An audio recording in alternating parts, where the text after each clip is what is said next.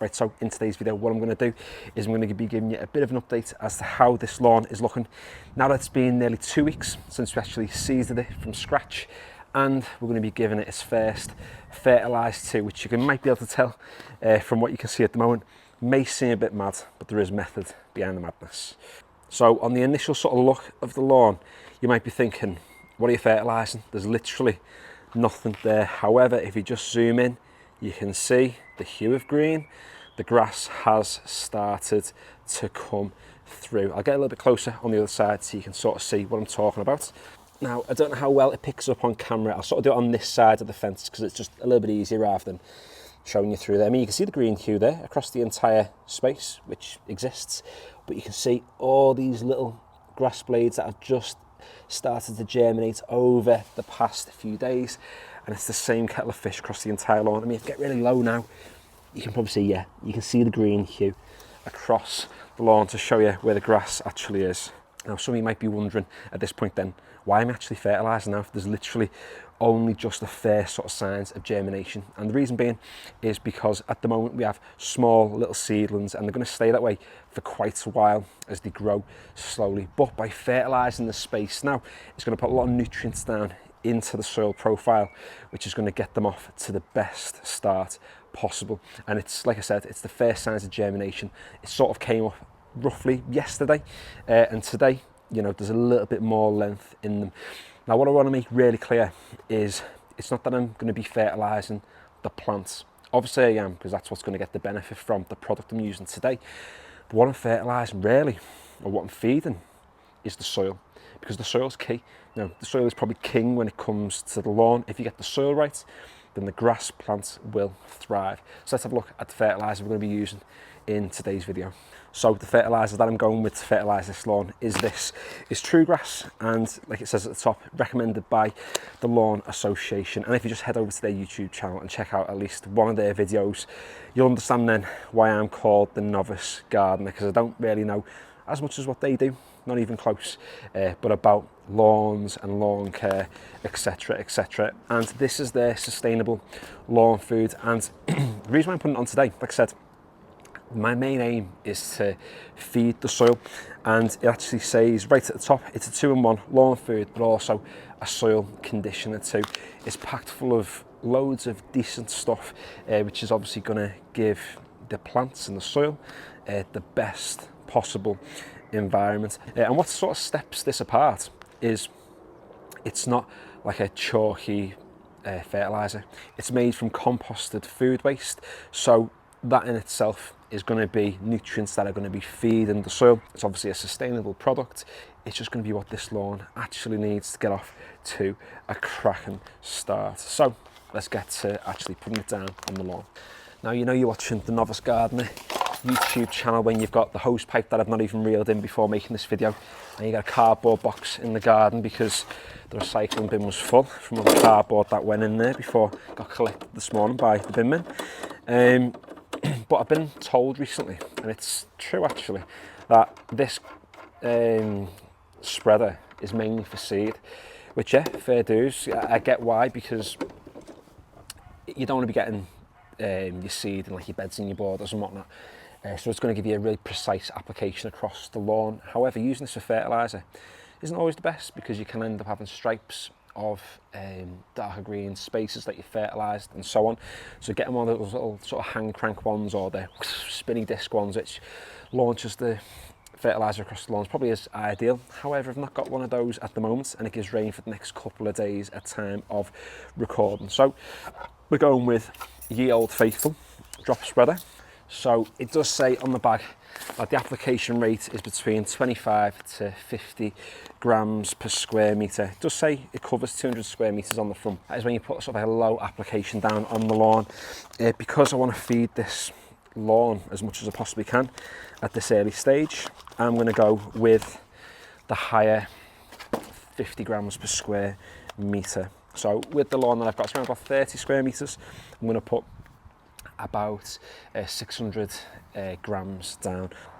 Right, so I need to just interrupt the clip that you're watching now, because I just said that this space is about 30 square metres, and then I'm getting on with 50 grams per square metre of the product. And I said in the video, or the clip just then, that I needed to put 600 grams down onto the lawn. Now, 30 times by 60 doesn't give you 600, it gives you 1500. So what I've done is I've put 900 grams into this spreader, which is going to be the remaining actual application of the fertilizer, of the true grass, that I'm going to be getting down onto this lawn. And you'll notice I've not got the drop spreader now. This arrived this morning from Amazon. You don't need to be buying this yourself, but I picked it up just because I thought, well, you know, it might be a little bit easier, saves doing the hand crank, and it can be a more even distribution. So a few things. It's the first time using this.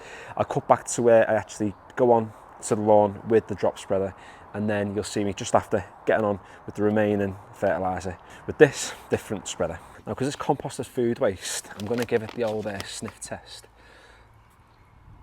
Do you know what? It's not as bad as I thought it'd be. It smells a bit like a rabbit's hutch. I've never smelt one, but I can imagine the hay and all whatever adds to that, but it doesn't smell like a usual sort of fertilizer. But yeah, let's measure some out. I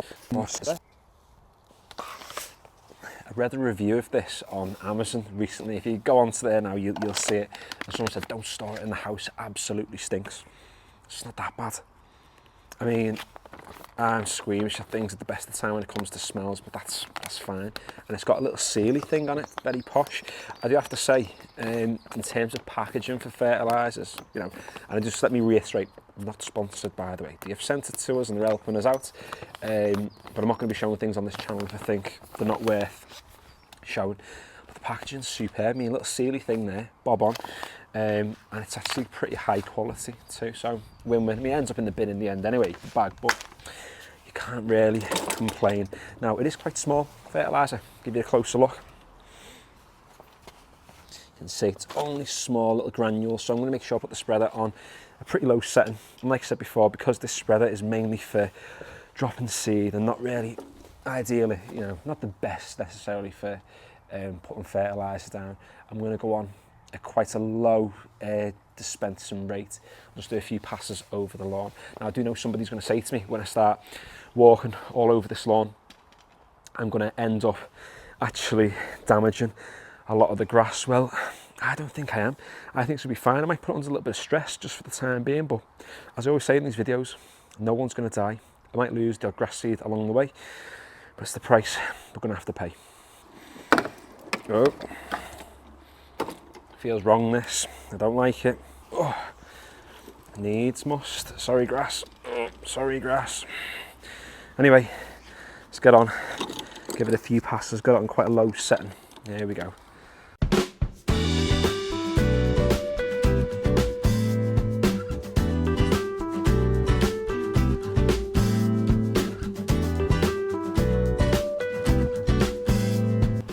I'm going to up the application a little bit more because not lots is coming out, to be honest with you.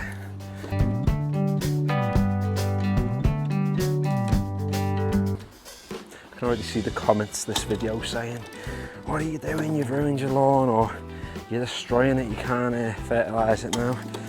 Well, a little bit too late for that.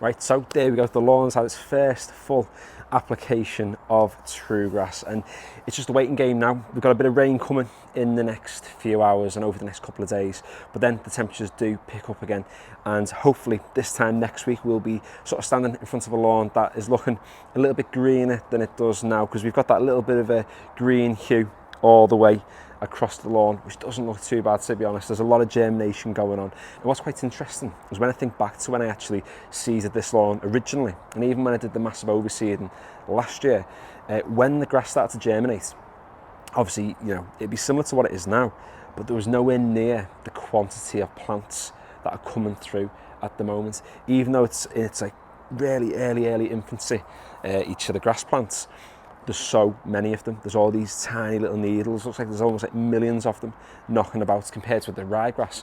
Maybe it's just because I think one with a higher application of the rye, possibly. The thing is with bent fescue is the fact that you can prune this lawn and it will thicken itself up naturally as well. I've been told it's more of a lawn that you almost have to remove stuff from. You've got to you know, scarify every so often. You've got to verticut every so often, not frequently, but you know, with a ryegrass lawn predominantly you are always wanting to add to it, and that's what I've done for the past few years. I've overseeded, I tried to add to the actual plant density that currently exists, whereas with this, fingers crossed, it's going to be a lawn that's just self-sufficient and almost thickens itself up and takes care of itself. So thanks for watching today's video. If you enjoyed it, or if you'd like to follow along with the rest of this process and to see how this bent fescue lawn develops, and if you're in a position where you've got a ryegrass lawn and you want to see what it's like to transition from a lawn like that to a lawn like what I'm about to have, and see what the benefits are, the pros,